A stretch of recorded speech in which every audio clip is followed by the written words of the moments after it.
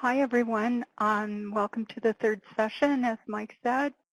And I'll just quickly run through my slides. Remember, if you need to reset your password, you can send a note to info@Cultural Heritage.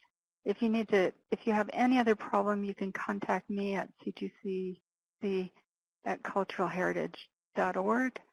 And if you have a question about course content, put it in the discussion. And to receive a Credly badge, you need to listen to all the webinars and complete the assignment. You don't need to listen to the webinars live. The recordings will be posted usually the next day, sometimes later in the same day. So just keep an eye on that. And there's no webinar next week. The next webinar is August 7th. And your homework is due by July 31st. So Samantha will go over that, but I'm just reminding you. If you have questions about care of collections, you can post them in the Connecting to Collections Care community. And for instructions on how to join that, look in our website under discussions. And if you need assistance because of a disaster, this is the 24-hour hotline for the National Heritage Responders in the U.S. And we have two free webinars coming up. One the end of August called Don't Fan the Flames About Fires, and another one the beginning of September on archival processing. So if you're interested in those, you can register for them at our website. And I'm going to turn it over to Samantha. Great, thank you. All right, we're moving right along with our course, Webinar 3.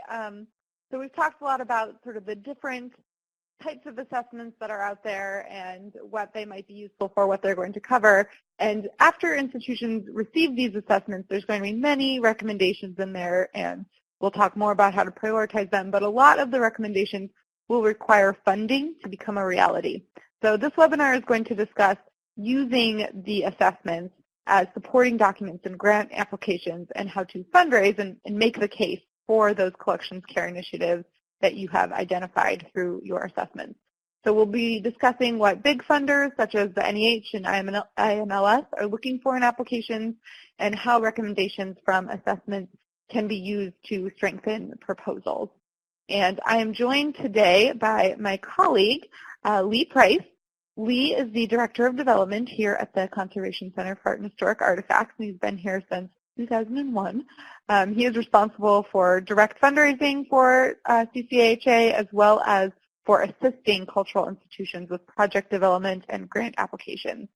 He has assisted with successful grant requests for the HBCU Library Alliance, the New Jersey State Library, and the Pennsylvania State Archives, the University of Pennsylvania, the Franklin Institute, and many, many other cultural institutions. Lee served as a data analyst and lead writer on IMLS Connecting to Collections Preservation Plans for New Jersey, Pennsylvania, and West Virginia, and is currently serving as a strategic planning consultant for the New York State collecting institutions. Through both staff and consulting positions, Lee has worked in the fields of public relations and fundraising since 1984. So we'll welcome Lee over. I'm going to pass it over to him, and it will be him leading the show for most of the rest of today. Thank you, Samantha. I guess I'll start out with a little panicked apology here, and that's one of the things I frequently do when preparing a webinar or a workshop is to go over the staff list to see who's going to be attending and where they're all from. And so I didn't do that this time, and I'm sitting here looking at the general chat, and I see that Claire is up in Canada. And all my examples are almost all federal funding from the United States. So apologies to Claire right off the bat. You're just going to have to extrapolate a little bit. You know, most of this is very easy material to extrapolate, and it holds true anywhere in the world. But okay, Claire says it's understood. So that's my first apology for the day, and we'll launch into this now. we're starting with an old school low-tech table of contents to give you some idea of what structure we're following as we move through this hour. It's what I like with a webinar. I like to know where I am. The first section will be the longest. It's the intro on 4 essential perspectives, and some of it will be pretty basic material. We'll be just providing some necessary context. And after that, I'll be offering some advice on working with your consultant while you're developing the assessment, but that's through a fundraising lens, a little different way of looking at it than was covered in the 2 previous webinars. And that's followed by a hypothetical case study. Hypothetical, but it is based on some real places that I've worked with. And finally, some grant opportunities for everyone to consider, except maybe Claire, with time at the end for questions and comments where you can toss things out that Samantha and I can both attempt to field. We can throw the headset back and forth between us to answer your questions as best we can. If you do have questions as we go along, go right ahead and enter them in the chat box. And it sometimes takes me a little time to notice. I can be a little slow on the uptake at times. I just get involved in babbling on here. But just go ahead and post them. And if possible, we'll try and get to them as the webinar goes along. If not, we'll definitely be able to get to them as we reach the end for our Stump the Fundraiser and Preservation Specialist section. In order for you to make the most strategic use of your general preservation assessment, I'm going to propose that you look at the world for this brief portion from 4 different perspectives today. Starting with what's probably the easiest one for you, it's probably your own perspective going into this. That would be the perspective of the collections care professional, which is our broad term here for, you might be a collections manager, an archivist, a librarian, a conservator, any job that has duties focused with preserving the collection and keeping it accessible. And then secondly, we'll be looking from the perspective of a board member, looking at the entire organization rather than just that one facet of it. Third, from the perspective of a fundraising professional, whether a member of a development department or a fundraising consultant. And last, from the perspective of a funder. And at times, as we go through these, we'll be switching back and forth a little between the perspectives. So we're starting with the first one. If you are a collections care professional, you're probably going to be interested in maximizing your ability to address the following areas: inventory, emergency planning, which is, of course, emergency planning for the collection, the general preservation assessment, collection management, and that's something of a catch-all that covers your, we use it to cover board-approved collection management policies, developing them or updating them, plus all types of cataloging and the development of finding aids, plus rehousing. So we've stuffed a lot in this category of collection management there. Then environment, meaning the physical environment, temperature, humidity, light exposure, etc., all those concerns within the collection storage and the exhibition areas. Conservation surveys of collection items done by a professional conservator, conservation treatment, and at the bottom we have digitization. I'm sure those don't cover all your concerns as a collections care professional, but I hope it covers many of them. And now we're moving on to the second perspective. Let's say that you're a board member, or even on the staff, but in finance or in a high-level administration position in the organization, And okay, I'm going to stereotype a little with this category, but for some important key stakeholders, your organization may look something like this.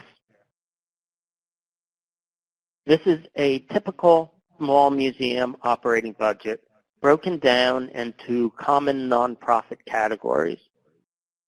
Note that it's not that revealing of a museum's actual basic functions. After all, it's people in that 74% of staff costs, that huge sea of blue on the screen, that are doing the work of, the educational program work or the curatorial exhibition work. But the breakdown only reflects those areas with small little areas for purchase of supplies in those areas. Lately, I've been doing strategic planning for organizations in New York State, as Samantha mentioned. And with strategic planning, we're frequently looking at budgets like this that don't really adequately capture what the organization is. And so instead of using a model like this one, I've begun using a model that I've cobbled together using some very useful categories from the Federal Institute of Museum and Library Services, IMLS.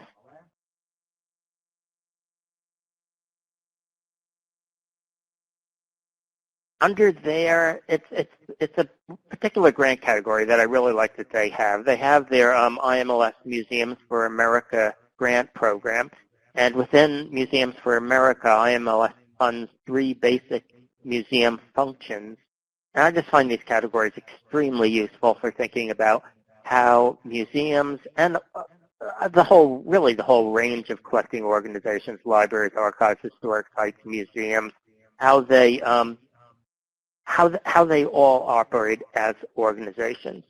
So what they did, they have 3 basic museum functions that they will fund through the Museums for America program. First, they fund lifelong learning, which is the primary ways that you share with your target audiences. Could be with exhibitions or school programs, tours. Second, community anchors and catalysts. And that's an IMLS definition, how you function as a neighbor in your community. And community can be interpreted very broadly in this case. That's how you do outreach and how you work to build partnerships. Third, collection stewardship and public access. Obviously, this is our focus today. But you have to keep in mind, we're in the board member perspective now, and from a board member perspective, it's just one piece of the puzzle of your organization's complete identity, of the organization's mission. And then for my personal strategic planning purposes, I've added a 4th quadrant, which is a bit of a catch-all infrastructure category. And it's the only one that's not an IMLS category. They don't fund this, but I use it to cover the basic operating functions like facility maintenance and your administrative, financial, and development staffing. I like to use this model because it divides the rest of the non-administrative staff functions among these, in my opinion, more useful categories. The Director of Education, instead of just being staffing, can go where it belongs, into lifelong learning. And a position like curator, well, we can split it between 2 categories. A position like curator might be split between collection stewardship and lifelong learning, with the lifelong learning component being the outward-facing task, like exhibition development. So here's our reformatted operating budget. Same budget, really, same size as before. It's just apportioned differently. Now, from a board member's perspective, the top priority is going to be to cover the most basic public-facing needs. Top priority is to keep the building safe, to keep your staff paid, to keep the door open. After that, lifelong learning really tends to take precedence. Once again, from the board member's perspective, and here on our chart, I've got it at 50% here. Community anchor role may or may not be a strong presence on these budgets. Some organizations it's important, others much less so. IMLS is the one pushing here that they'd like to see more organizations being involved as a community anchor. So it's a good idea, but it's not everyone is really fully going in that direction yet. Collection stewardship next. Our category, well, yes, sure, it's important. It should be here. This is board member perspective. It's important, says the board member, but you just have to remember, we have to keep the door open, the staff paid, and there's school groups coming through next week, and those things can't be deferred. Collection stewardship, well, that can become the category that maybe we can put it off a year or two. And, that attitude I could see that could be a problem for the dedicated collections care professional. And that's where some conflict enters into our story today. And it's a subject that I do plan on getting back to later to discuss, well, who should address this conflict, or should you just learn to live with it? And I'd like to point out a couple of ways that maybe you can address the conflict. But we're not there yet, because we're going to move on right now to the third perspective. Third perspective next, and that's our friendly development department, or the fundraising guy. So that's me. I'll be playing the role of the fundraising guy today. Truthfully, I usually answer to the board or the administration, not to the collections care people. But if you wrote me into being an advocate for collections care, which I actually really enjoy being, this is how I'd work with you. First, I want to know what you think your greatest needs are, and ideally what I'll be hearing are projects that fall neatly into one of those categories that I already mentioned. What the sophisticated funders, and by sophisticated funders I mean the decision makers at larger private foundations and at state and federal government programs. What these funders want to see is a thoughtful planning process in operation. So you're midway through a process. That's what they want to see. You're going from point A to point B, and you're somewhere around B or C, and their funding can help you move forward on the chart. And they want to see where your organization is within that process, that's what I was just saying, and to visualize that process. What I do is I just take the common needs of collection stewardship that are on the slide right now and insert them into a flow chart coming out something like this. Our collection stewardship flow chart. It's not something that, is written on stone tablets. No real ironclad rules here. You should never feel like you have to follow the chart exactly, and I've recommended a number of places to, diverge from the chart on occasion. But I just think that if you significantly deviate from a process that basically is like this, you should have a very good idea of why you are deviating from it. This chart shows the basic order of a long-term planning process that sophisticated funders intuitively like to see in practice. It may not be written in their guidelines, but it's sort of intuitively there, and peer reviewers tend to intuitively grasp it. You start at the top of the chart, and flowchart style, you flow your way down. So now please note where assessment is. according to this chart, you can't get to all the fund projects without going through the assessment. You really shouldn't be jumping down to the bottom and starting that sexy digitization project or requesting conservation treatment without getting your general preservation assessment first. So my first question as a fundraising professional to a collections care person is, do you have an up-to-date general preservation assessment? If their answer is no, that's where I'm going to be sending them. I'm going to be sending them back for funding for the general preservation assessment because that's going to be my tool for moving on further down the chart. If the answer is yes, then we're in business. I'm building here on something that you may remember that Samantha said in the first webinar, conducting a general needs assessment. There she is. And that is, I'm quoting Samantha, who's in the room here with me. You said, I can tell you from firsthand experience, applications that include a general preservation assessment are always much stronger and looked upon much more favorably by the reviewers than those that don't.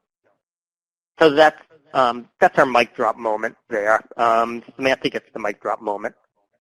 Your needs assessment could very well be the determining element in whether you get a $5,000, a $10,000, a $100,000, or even a great deal more dollar-sized grant. So now that's me, the fundraising guy, I've asked you if you have your general preservation assessment, and you, being a good pupil of Samantha's, you've answered yes. At this point, I can move to matching up your needs.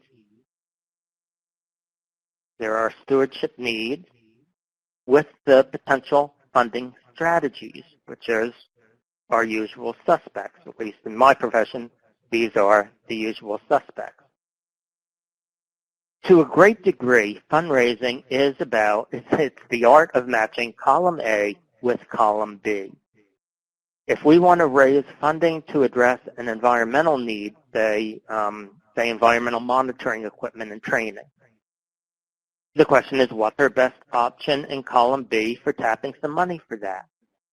And some of these would be good prospects, and some of these would be not good prospects, places that, we could very well raise money in for some other reason, but probably not for environmental monitoring. They just aren't going to be too interested. So I'm going to take them one by one at this point. Individuals. Your organization can raise money from individuals through annual appeals, special appeals, and for your board members, cornering major donors and elevators with specially prepared elevator speeches. Collection stewardship typically doesn't fare well in this arena. Appeals tend to be aimed at a general lay audience. They're not for your peers. While some of the lay audience out there may have an interest in the behind-the-scenes nature of collection stewardship, the majority will probably be most interested in the outward-looking world of exhibitions, tours, and school programs. The general assessment probably won't provide much benefit there.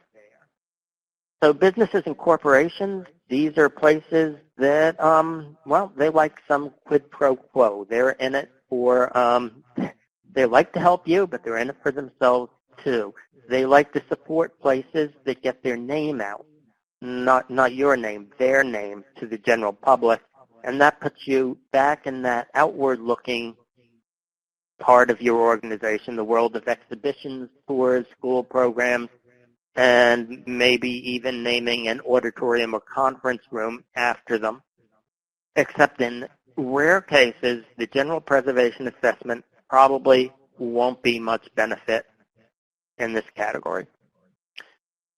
Online fundraising. I like online fundraising a lot. I've done some, and it is fun. I do like online fundraising. So here's the bad news. The bad news is you only hear about the online campaigns that work, not the hundreds that typically sync without a trace. For these, immediate recognition and strong hooks work. If you have Neil Armstrong's spacesuit, you can raise money to have it conserved. In fact, in that case, I don't even think you really need the general preservation assessment to do it. Just go for it. If you don't have Neil Armstrong's spacesuit, or if you don't have Judy Garland's ruby slippers, after that, collection stewardship becomes a much more difficult sell for online fundraising. And just like the two above it, the general preservation assessment really won't provide much benefit there. Next is special events, big special events. That's how you usually think of these, that, swamp the staff for weeks in advance. Aimed generally at the general public. Usually these aren't effective avenues for collection stewardship campaigns. On the other hand, I like small-scale events more aimed at targeted major donors, offering opportunities where you take them behind the scenes. I love behind-the-scenes small-scale events. And these do have some potential to work. And when you're pitching to a major donor, references to the general preservation assessment's recommendations to show that, you've done your work and everything, they can strengthen your pitch. So they don't get a line through them. I'm not ruling them out. There's some potential there. They get a maybe sometimes. Next on the list is the internal sources. You really want dedicated line items for preservation in your operating budget. And the general preservation assessment is a great place to advocate for them. You want the individual board members to understand your collection stewardship needs, and the general preservation assessment offers you a really fantastic way to educate them. Lots of opportunity here to communicate, lots of potential benefit, so they get a yes on that. That's a good place to be looking for a funding source internally. Yeah, definitely. Private foundations, well, this is a big yes. Even for local non-professional family foundations, that's, before I was talking about sophisticated funders, you're talking about local family foundations where they'll gather around the table and look at a number of requests on a Sunday. It's still not a bad place to go. You can sell these projects as preserving the heart of the community fabric. You're writing for an audience that's used to receiving their arguments in writing, so they're used to reading an argument. So even though it's not for a peer review audience that you're writing for, you still have the space to make a clear argument. And it only strengthens your argument if you can explain how you're following a process showing that you've done the advanced work and you have the outside validation of a general preservation assessment. And that puts you in a pretty good place with your ask. And finally, on the bottom, we have the government funders, and that is strongly the biggest yes of all. It gets the 3 exclamation points. This is where you have the biggest potential bang for the time put in on trying to get the funding, because the general preservation assessment is written for a museum or library professional. And government funders usually use peer reviewers who are museum or library professionals. So it's written in their language. The peer reviewers get it. For the next perspective, and our last of the 4 perspectives,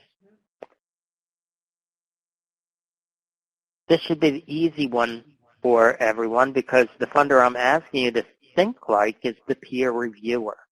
Now, if you haven't volunteered to be a peer reviewer for IMLS, NEH, or the equivalent Canadian agency, its name I won't come up with at this moment, or some other agency yet. If you have an opportunity to be a peer reviewer for an agency, please jump at the first opportunity that comes along. In most cases, it's the peer reviewer who will actually, really they'll have the most say about what gets funded and what doesn't. It's a collective decision, but each of them individually probably has the most say in the process of anyone about what's going to get funded. So when you read your draft grant request like a funder, you read it like a peer reviewer. What you are looking for, what you want to be reading in the narrative that you're putting together is a naturally unfolding story that tells what the organization has done to date in chronological order. You just don't want to throw them off. You want to be very clear about the order leading up to what you should naturally do next, say on the flow chart, to achieve dramatic results. And then you describe the dramatic results. So basically, when you read the grant, you want to see a thoughtful and coherent planning process in action. Through your recommendation for funding as a peer reviewer, you'll be adding to the next chapter in this organization's unfolding story. So that brings us back to that earlier slide, that thoughtful planning process, the one that centers on your general preservation assessment. The peer reviewer wants to see how you're working the process in story form. If you have that up-to-date general preservation assessment that recommends the project that you are selling, if you've got that, then you're in a pretty good position to get funding for your succeeditization project or for conservation treatment. But without that assessment, it's a much, much steeper climb to convince the peer reviewer that you really are following a thoughtful process and not just applying for the next shiny thing. So that's the end of Chapter 1, our longest chapter, just offering some context on these important four perspectives to understand and look at when you're looking at whether you should invest time in a funding process. So now we'll take a closer look at the process of working with your consultant on your assessment, but through the lens of fundraising this time. Notice I said working with your consultant, an outside consultant. And this is one area where I'm going to disagree with Samantha from the first webinar, where I thought she, she's looking at me. I thought she waffled a little on whether to do the assessment using internal staff or whether to hire outsiders.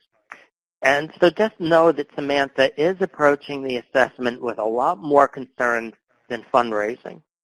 She's not approaching it through the fundraising lens necessarily. It's just one out of many lenses that she needs to use.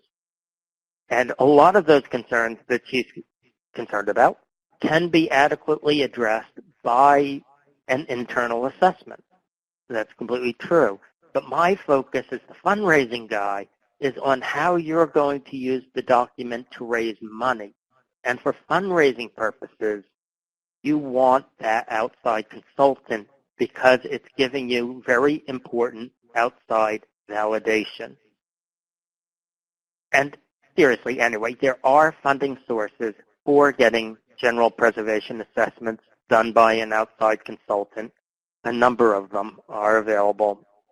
So why not go that route? That's the fundraiser perspective. An internal approach may look cheaper in the short run, but you lose potential fundraising clout in the long run. In the old British phrase, it's penny wise, but pound foolish. Go into the process knowing this, that your general preservation assessment is going to be your key fundraising document for collection stewardship for as long as the next 10 years. Ideally, the process of creating it should be collaborative. It's not just the consulting coming in and telling you what you should do. It's just as much of an opportunity for you to help shape a document that can be instrumental in helping you reach the goals that you care most about. When the consultant arrives on the site visit to learn about your collections and the collections care environment firsthand, you should have already given thought to the possible fundraising projects that you'd ideally like to implement, not just over the next couple of years, but over the next 10 years. So share your visions for these future projects, your vision, with the consultant as clearly as possible. Even better, share them in conversation while they're on site, and then share them in a follow-up email afterwards. As things move forward, you get to look at the drafts and provide feedback. When reading a draft of your general preservation assessment, please read it at least once, thinking like a funder, from that, like a peer reviewer. You want to see sentences or short paragraphs that can stand on their own, that you can pull out of this assessment and put into a grant. You want to see language that will be able to strengthen a future grant application's statement of need, one of the most important parts of one of these applications. You want clear descriptions for that statement of need. You want clear descriptions of the problems that your proposed grant project will endeavor to address. So don't ask the consultant, don't ask the consultant to downplay problems that they see, particularly problems that can be addressed with a reasonable amount of funding. Make sure they state the problems clearly. I do have a question here. I don't know. Like I said, I'm a little slow on the uptake on checking the general chat, but I do have a question here. So I'm just going to take a little break here and read this aloud and see if we can tackle it in a moment. We have a visiting conservator. This is from Veronica. We have a visiting conservator from another institution here for about a year helping us with an assessment. From a fundraising perspective, would she be considered an external or internal consultant?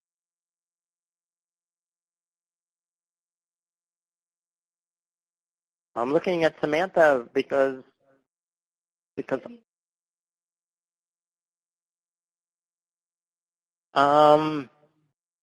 Samantha asked, are they being paid through the institution if they're on the staff payroll? Veronica's typing right now.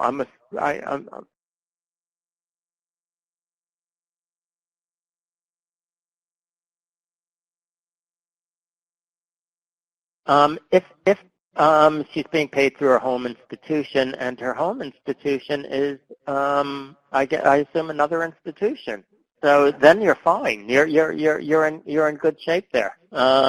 In fact, I would say in a situation like that where the person has a year to get to know the institution, its problems, its collections, the environment, probably a great situation for getting a good assessment from that. Yeah, Samantha and I are smiling now. We're happy. If we're understanding the situation. It's not really a typical situation. It sounds like it's a situation that you're very lucky to have. I don't think many others are probably going to be in a situation where they get lucky enough to be able to access something quite like that. I'm just going to hold on for another minute because Joanna is typing at the moment. I just want to see if there's something else that, okay. Just continuing on here, you want pithy and clear one-sentence statements that recommend projects and purchases and whatever it is that you may want to request from a funder. Be thinking ahead on the timeline, not only for the projects that you might want to do in the next 3 years. Be sure to think long-term, not just the project, but what is the project you'd like to do after that and the project you'd like to do after that. Because on a 10-year time frame, you can do three-year projects, and those could be 3 significant projects over that. Each of those 3-year projects can be pretty significant. So you're looking at how you can build on projects, leveraging one project after another to address a lot of the recommendations.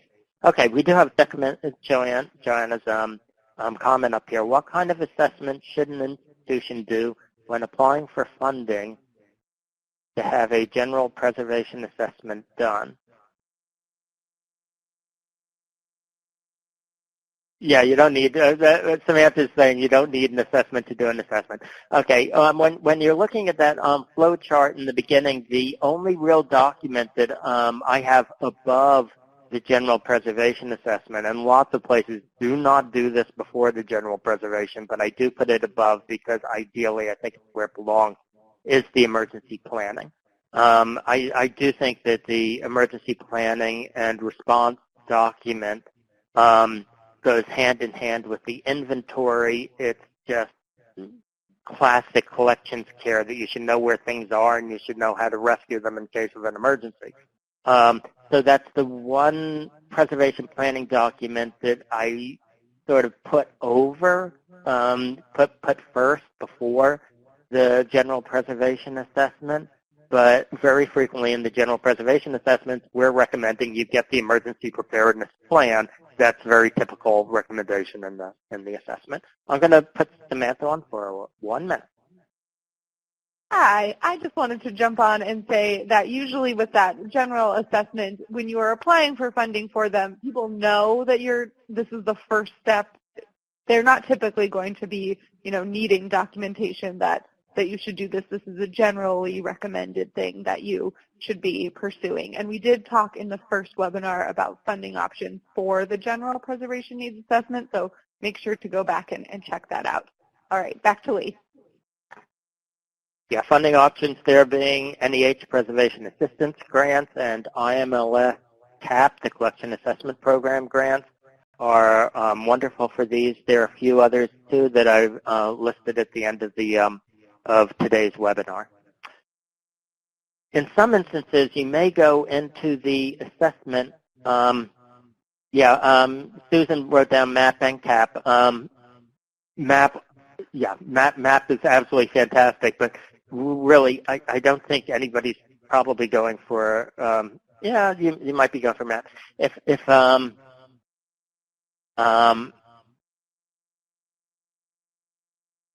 MAP, I just usually consider MAP to be, I was kind of aiming this for a little bit more basic than MAP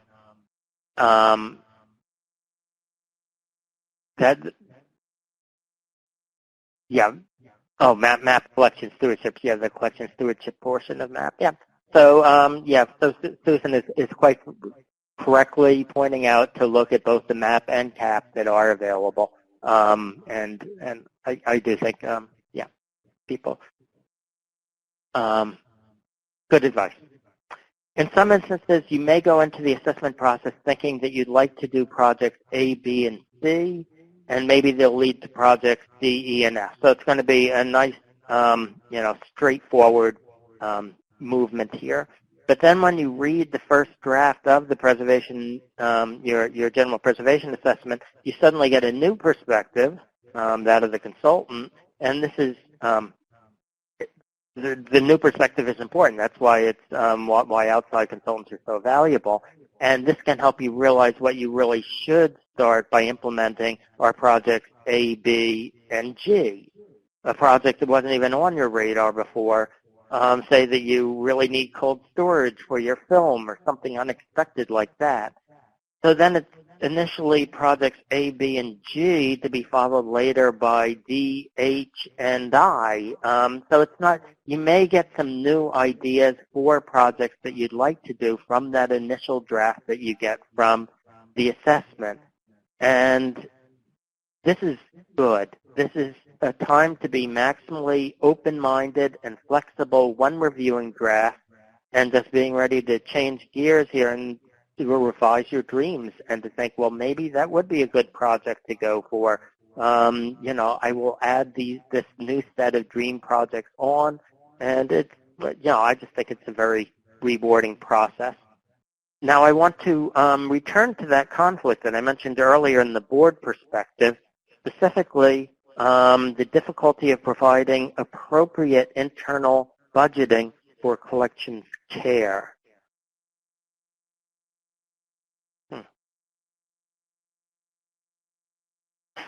Oh, I see. I'm here.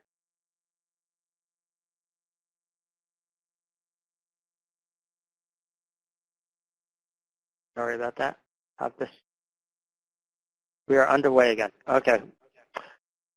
The general preservation assessment can serve as outside validation for requests for increased internal funding through the budget. The assessment offers an opportunity to remind the board that collection stewardship is not a peripheral concern of a collecting organization, but rather a primary responsibility. The work of collection stewardship should not be deferred for years ad infinitum, and this is actually an ethical problem, because if an organization has the words collect and preserve in its mission, the organization then does have a mandate to do that work of preservation. It just can't be ignored or deferred forever. Or here's the way that the Heritage Health Index report put it. I just love this. I've had this in my workshops for a long time. How they express the role of collection stewardship. The Heritage Health Index report expressed the role of collection stewardship in their main report around 15 years ago. Just a wonderful report that ultimately led to many projects, including this C2C community that we're in today. And their advice is still completely on the mark. Providing a safe environment and proper care for collections is a fundamental responsibility of all institutions and individuals who care about our heritage. So this gets us back to a consideration of the organization's operating budget and how much should be invested here, remembering that collection stewardship is a fundamental responsibility, possibly even a mandate of their mission. While the board does have much latitude allowed in setting priorities, the reality is that those day-to-day choices on budget and resource allocations, these are the things that really determine who you are and who you are becoming as an organization. And ultimately, I'm afraid it is up to the collection stewardship people on the staff to serve as the primary advocate for an appropriate slice of the pie chart. Furthermore, the general preservation assessment may just happen to be your best tool for advocating for those increased resources. Here's how the assessment can help you make that argument. This is pulled directly from a general preservation assessment that we did here. In this case, advocating for a line item in the budget specifically to support the ongoing work of preservation. It clearly advocates for increased internal funding over and above the pursuit of grants. It requests dedicated budget line items. If your assessment draft doesn't address this subject, I really recommend that you ask for it. This is a rare opportunity for you to directly address your needs to board members or to high-level administration. And so at this point, we reach Chapter 3. We're at 3 out of 4 now in our table of contents. We're reaching our hypothetical case study, where I'm going to put all this into practice, starting with my favorite of all federal grant categories, and that is the NEH Preservation Assistance Grants for smaller institutions. It's my favorite for 4 reasons.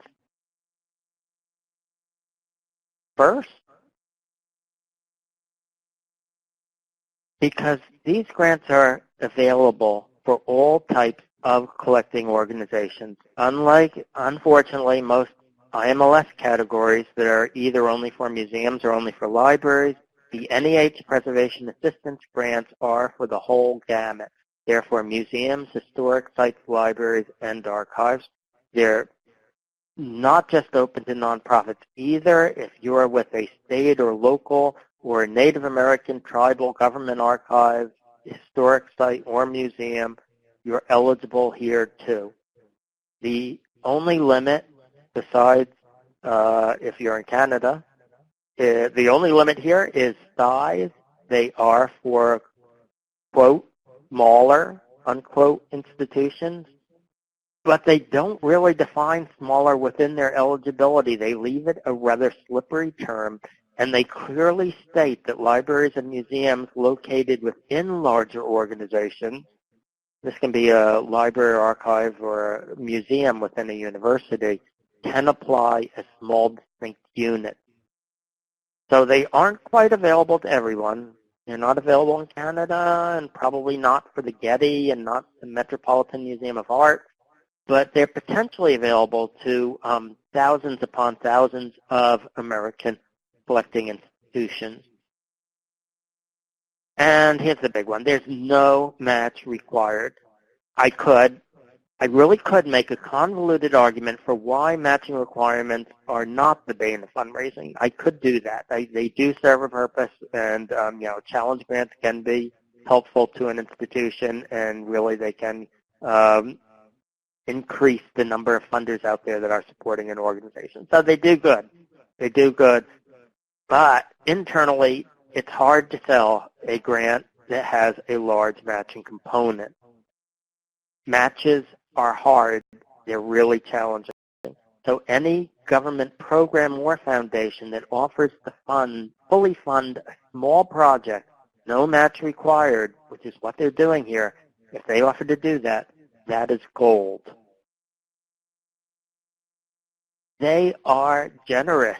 In the 20 years that I've been pushing applications in this program, I've seen the amount available go from 5,000 to 6,000, and now last year they raised it to 10,000, and that's 10,000, no match required, and they give plenty of them.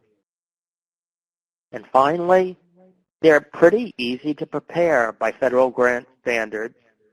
I mean, if you've never done a grant before, it might be a bit of a challenge, but generally I would say this is a really good place to start. Okay, so we have this great grant category that I think everybody should be going for. So what do they fund?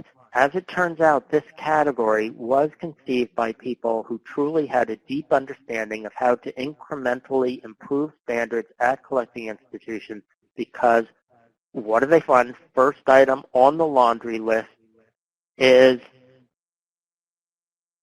they fund general preservation assessments.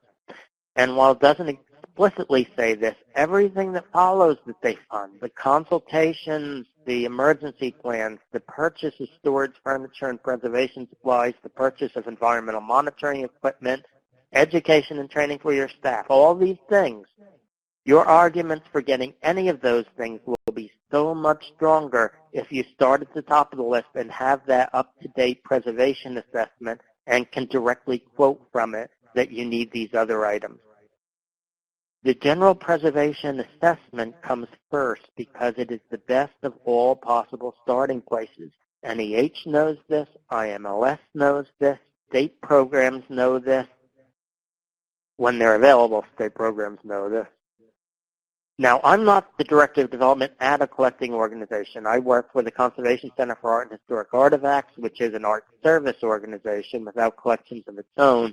But if I were in administration at a collecting organization that isn't the Met or the Getty or in Canada, I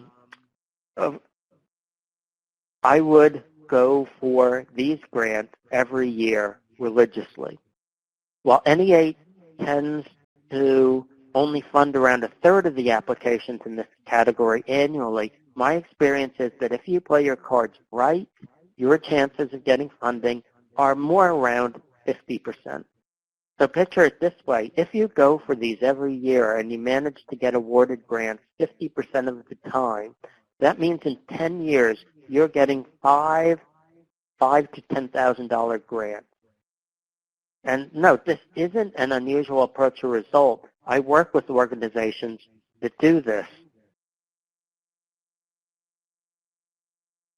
So first year, you apply and you get your general preservation assessment through the NEH Preservation Assistance Grants for small institutions.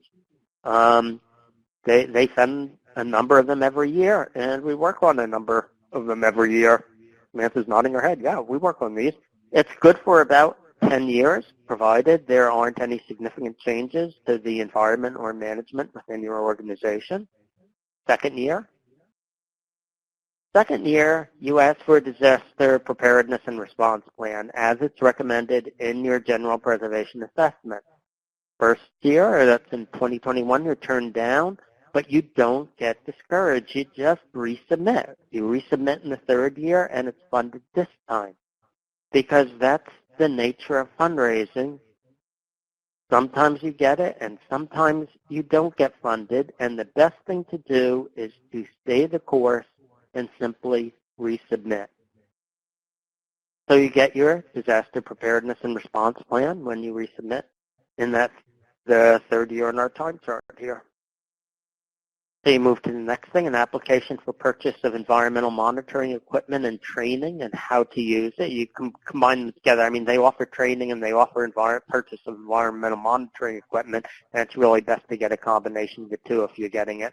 The $10,000 can easily accommodate purchase and training. They're turned down the first year. They go back, resubmit, and get it the second year. So hypothetical case study, 6th and 7th years, an application for $10,000. That's, what these are all approximately for with no match required. So going for $10,000 this time for an internal housing project, including training of staff and volunteers and purchase of rehousing supplies. Once again, it's pulling from several different places. It's you can do the purchase of rehousing supplies, but you can also get the outside training too, which is very valuable in a housing project. We like to have a conservator come out frequently to take a look to see, to give sort of guidelines to the staff and volunteers on what to look like for a piece that's particularly fragile that they might want to put aside and not be handling. So it's nice to look at that as an opportunity for training too when you're doing a rehousing project. But usually the rehousing projects can be done largely internally within the project. So turned down here again, resubmitted, and funded the next time. And now for our 8th and 9th years, we'll look at a request for a collections survey by a professional conservator. This would be an item-by-item survey on one of your most important collections. And, I go with my, you know the drill by this time. You turn down the first year, you're not discouraged, you resubmit, and you get funded with the resubmission. So with this case study, in 10 years, you've now raised $50,000 for projects that it would be really tight to try and draw out of your standard smaller institution operating budget. But instead, by doing this, you've gone outside and brought in $50,000 over and above general operating to jumpstart your preservation initiatives. 10 years of steady incremental improvement, plus you've established credibility with a federal agency, and don't underestimate the importance of establishing a federal track record like that. And internally, that's the external benefit. Internally, the administration, the board, even the fundraising guy or the development department, they are falling in love with the collection side of your organization because you are bringing in money that they can take credit for, and they're not even having to worry about raising the match, which is always the big concern, especially with the development department. So then, when you do have a project that may require a match, they're going to be that much more friendly. They're going to be that much more apt to listen to you. This is a great way of building internal advocacy. So let's take that timeline a bit further into the future, starting where we left off in 2028. So where we were, we had the collection survey was funded, and in 2029 you implemented it. You sent your report into the NEH Preservation Assistance people. And so in 2030 then, you flip that collection survey into a $50,000 IMLS Museums for America request for a $100,000 project to implement recommended conservation treatments from the collection survey and to digitize the collection. So you're stabilizing and digitizing. Yeah, okay. You'll need matching funds for this one because you applied for $50,000 to Museums for America, and they need that $50,000 matched to make it a $100,000 project. But you've got 9 years of internal advocacy paying off now with internal enthusiasm within your organization for this pursuit of a large matching grant. And that brings us to a final fourth chapter, really just an epilogue because what I had here, this is the happy ending. And the rest here is just some advice on some places to be looking, sort of an appendix to what I've been presenting here.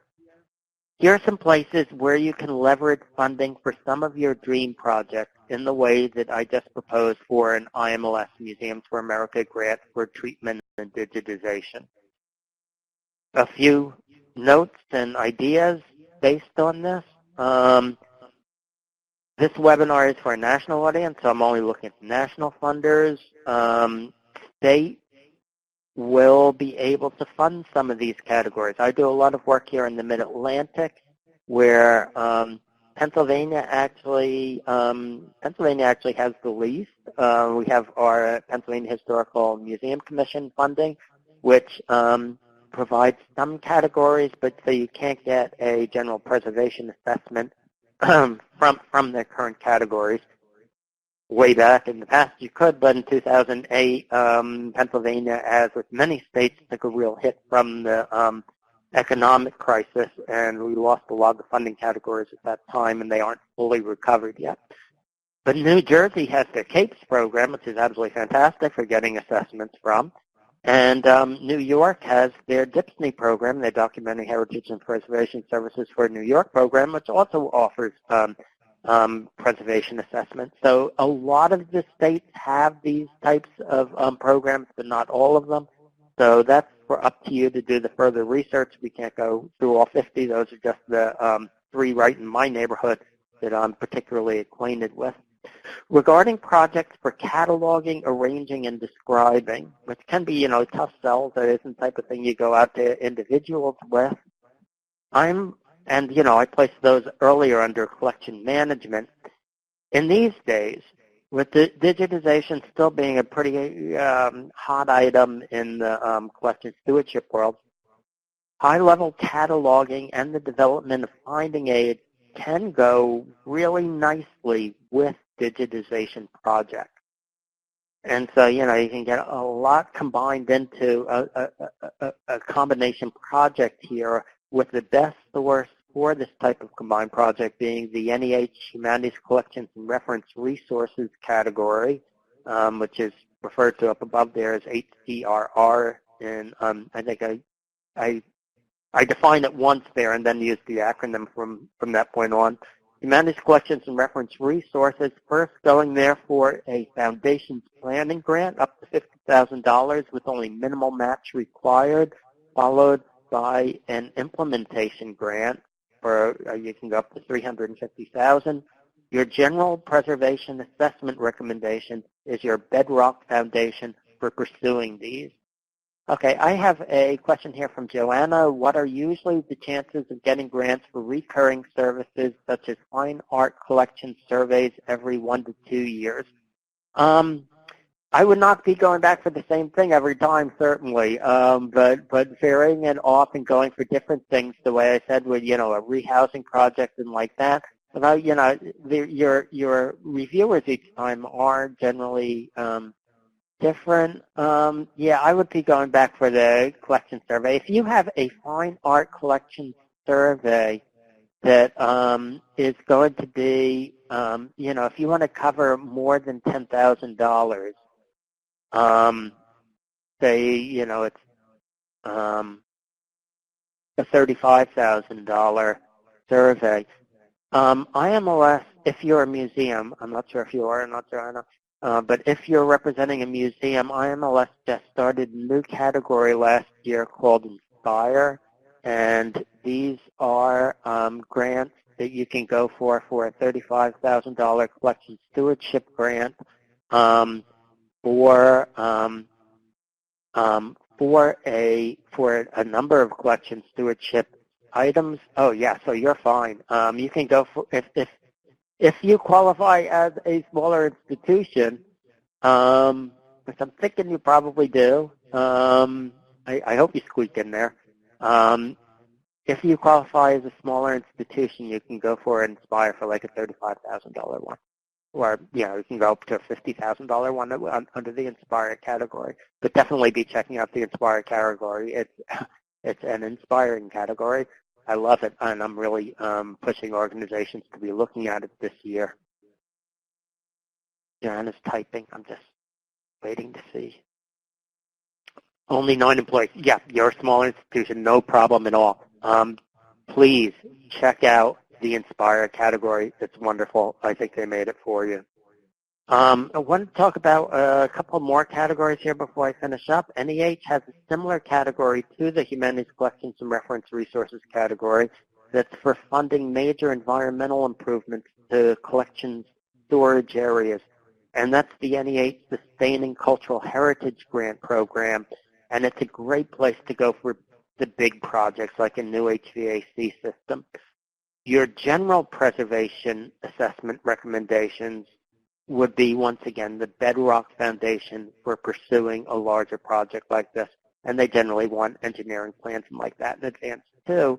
Although they do have a, it's not called foundations, but they do have a planning grant for $50,000 where you can do a number of those smaller plans they like to see in place.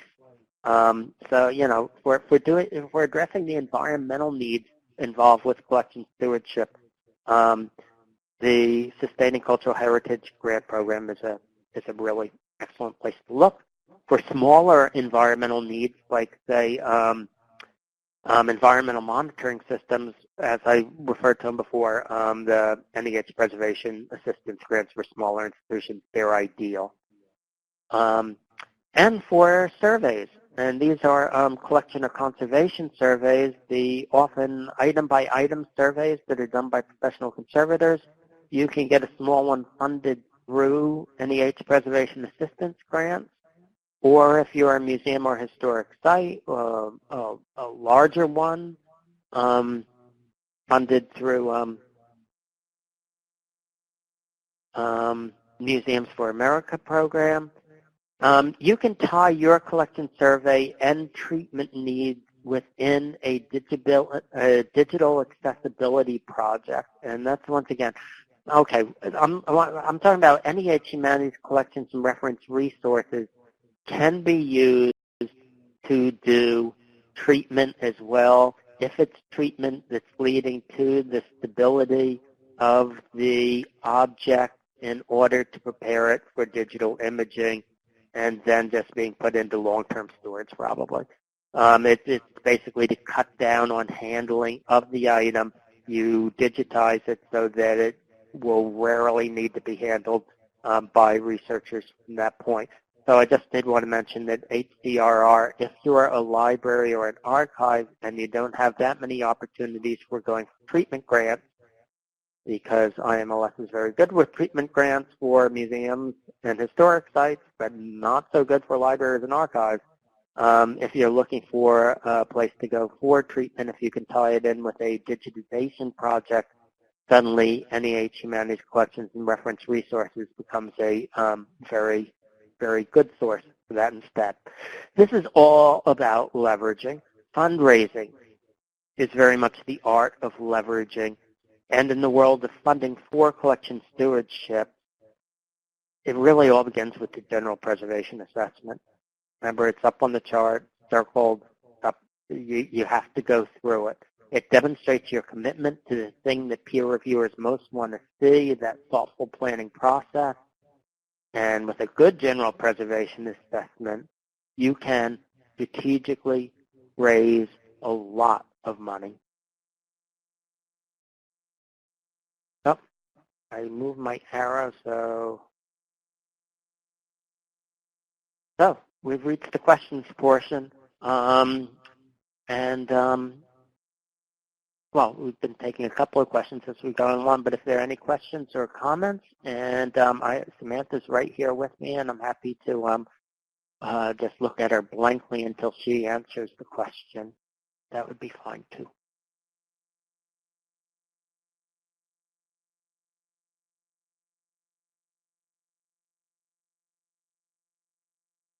Okay, we're getting some. I don't see anybody typing right now. If anybody would like to type, go right ahead. But and we'll take it as it goes along. But it looks like we're probably going to be closing up shop here for a minute. I guess I'll put Samantha on. I'll put Samantha on to close. All right, thank you, Lee. Really appreciate that. I did want to remind people about the homework assignment that is due next week. We are not having a class on the 31st, but instead your homework will be due. As a reminder, your homework is to fill out that pre-survey as if you were starting that general preservation needs assessment process. If you have any questions about that homework, now would be a good time to ask them. I will be checking to see that they come in. Susan will be helping me out there, that they come in next week on the 31st, and then I will get kind of comments back to you. We'll be using them in our final webinar, which as a reminder is on August 7th. We'll be using them to sort of pull out our biggest priority projects and beginning to map them into a preservation plan. So if there aren't any questions about that, I'm going to go ahead and close out for the day. Thank you, guys. Thank you, Lee. It was a great webinar, and I look forward to seeing you all virtually in 2 weeks and looking at your pre-surveys on the 31st. All right. Thanks, everyone. So on everyone who's left, I want to remind you, when you put in your homework, put it in as one document. It is one document that you're filling out, but just if you miss that, contact me and I'll make sure that we get you caught up. So thank you, Samantha. Thank you, Lee, very much. And thank you, Mike. We'll see you in 2 weeks, and we'll look forward to your homework next week. All right. Bye-bye. Bye, everyone.